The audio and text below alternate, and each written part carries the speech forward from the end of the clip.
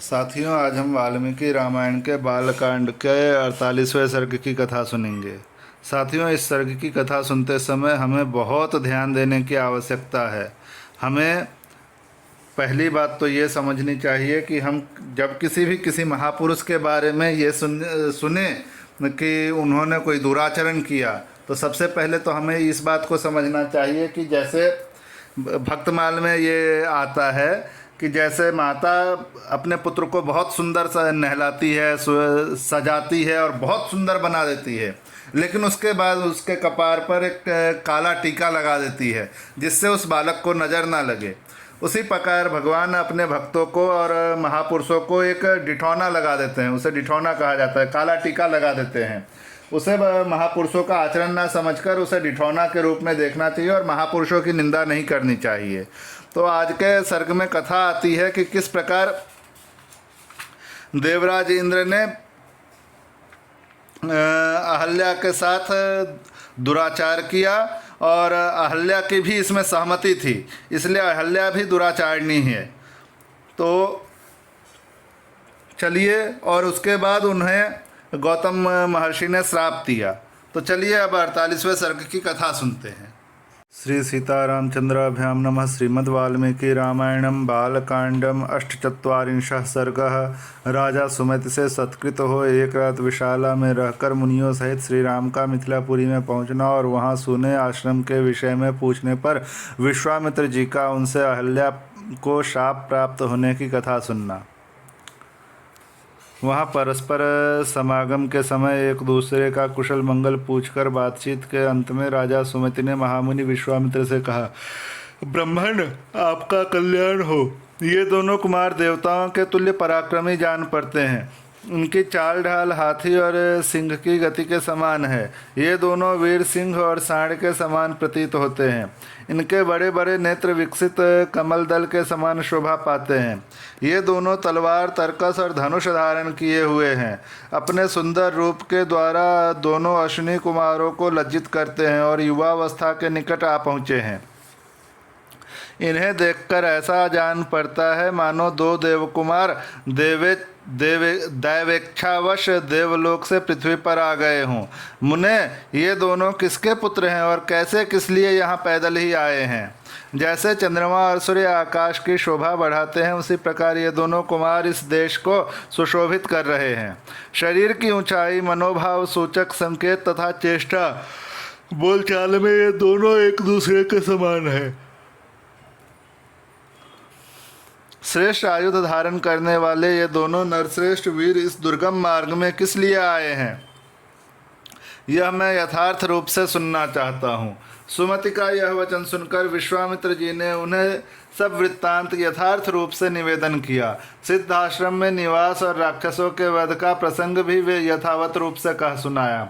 विश्वामित्र जी की बात सुनकर से राजा सुमति को बड़ा विस्मय हुआ। उन्होंने परम आदरणीय अतिथि के रूप में आए हुए उन दोनों महाबली दशरथ पुत्रों का विधिपूर्वक आतिथ्य सत्कार किया।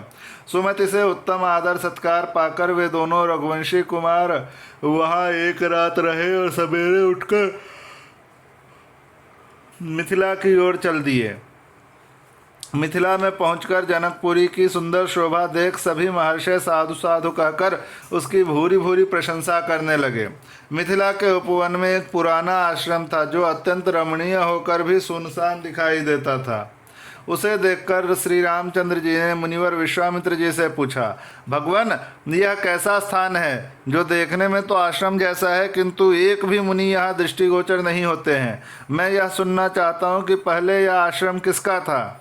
श्री रामचंद्र जी का यह प्रश्न सुनकर प्रवचन कुशल महातेजस्वी महामुनि विश्वामित्र जी ने इस प्रकार उत्तर दिया, रघुनंदन, पूर्व काल में यह जिस महात्मा का आश्रम था और जिन्होंने क्रोधपूर्वक इसे शाप दे दिया था, उनका तथा उनके इस आश्रम का सब वृत्तांत तुमसे कहता हूँ, तुम यथार्थ रूप से सुनो। नरश्रेष्ठ, पूर्व काल में यह स्थान महात्मा गौतम का आश्रम था। उस समय यह आश्रम बड़ा ही दिव्य जान पड़ता था। देवता भी इसकी पूजा एवं प्रशंसा किया करते थे। महायशस्वी राजपुत्र पूर्व काल में महर्षि गौतम अपने पत्नी अहल्या के साथ यहाँ रहकर तपस्या करते थे। उन्होंने बहुत वर्षों तक यहाँ तप किया था।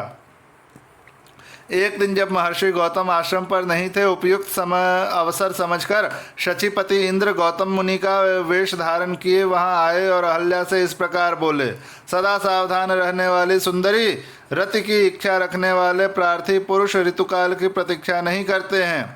सुंदर कटि प्रदेश वाली सुंदरी, मैं इंद्र तुम्हारे साथ समागम करना चाहता हूँ।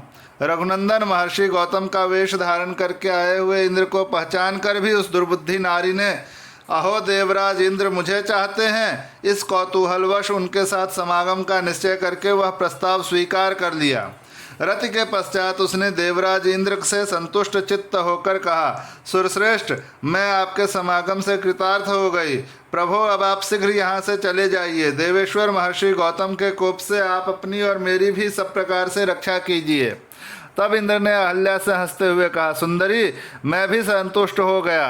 अब जैसा आया था उसी तरह चला जाऊंगा। श्री राम इस प्रकार अहल्या से समागम करके जब इंद्र उनकी उस कुटी से बाहर निकले, तब गौतम के आ जाने की आशंका से बड़ी उतावली के साथ वेग पूर्वक भागने का प्रयत्न करने लगे। इतने ही में उन्होंने देखा, देवताओं और दानवों के लिए भी दुर्धर्ष तपोबल संपन्न महामुनि गौतम हाथ में समिधा लिए आश्रम में प्रवेश कर रहे हैं। उनका शरीर तीर्थ के जल से भीगा हुआ है और वे प्रज्वलित अग्नि के समान उद्दीप्त हो रहे हैं। उन पर दृष्टि पड़ते ही देवराज इंद्र भय से थर्रा उठे। उनके मुख पर विषाद छा गया।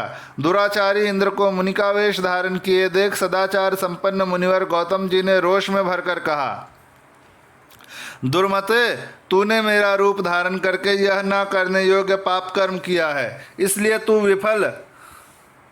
विफल अंडकोश से रहित हो जाएगा। रोष में भरे हुए महात्मा गौतम के ऐसा कहते ही सहस्राक्ष इंद्र के दोनों अंडकोश उसी समय पृथ्वी पर गिर पड़े। इंद्र को इस प्रकार शाप देकर गौतम ने अपनी पत्नी को भी शाप दिया, दुराचारिणी, तू भी यहाँ कई हजार वर्षों तक केवल हवा पीकर या उपवास करके कष्ट उठाती हुई राख में पड़ी रहेगी। समस्त प्राणियों से अदृश्य रहकर इस आश्रम में निवास करेगी। जब दुर्धर्ष दशरथ कुमार राम इस घोर वन में पदार्पण करेंगे, उस समय तो पवित्र होगी।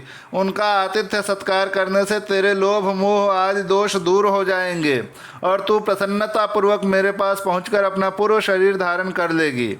अपनी दुराचारिणी पत्नी से ऐसा कहकर महातेजस्वी महातपस्वी गौतम इस आश्रम को छोड़कर चले गए और सिद्धों तथा चारणों से सेवित हिमालय के रमणीय शिखर पर रहकर तपस्या करने लगे। इस प्रकार श्री वाल्मीकि निर्मित आर्ष रामायण आदि काव्य के बाल कांड में 48वां सर्ग पूरा हुआ।